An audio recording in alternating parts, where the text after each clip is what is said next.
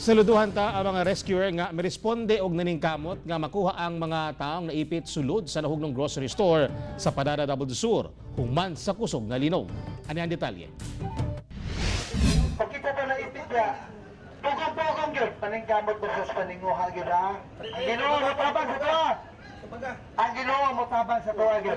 Sa pagkahugno sa usa ka grocery store sa Padada Davao del Sur, miabante gilayon ang mga rescuer ug volunteers aron sulayang maluwas ang mga taong naipit sulod sa nahugnong gambalay. Unang miabot ang Davao Firefighters Rescue Services gikan sa Davao City. Uban posting nga nasa kilid pod ipan secure bago nagkaroon og first attempt, no. Gitawag nato nag healing procedure, gina mo syagi ta didto sa area kung naabay tao say mo sulti ta tuktok kalima or pangita mo pamaagi nga makatuktok mo wala di manubag. Apan buwis buhay ang rescue operation tungod sa kadelikado sa lugar, ingon man na sinating mga aftershocks. Itong pagkakadlaw na ay nakatext pa sa young friend na naa sila dito sa ilalom.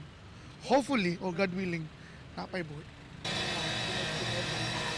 Sa pagtinabangay sa mga volunteer ug search and rescue sa kabomberuhan, nakuha na ang tulo ka biktima.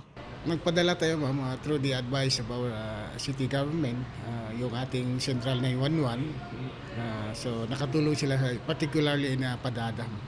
Kauban si Melchor Awing sa kamera. Ako, si Real Soroche para sa One Mindanao.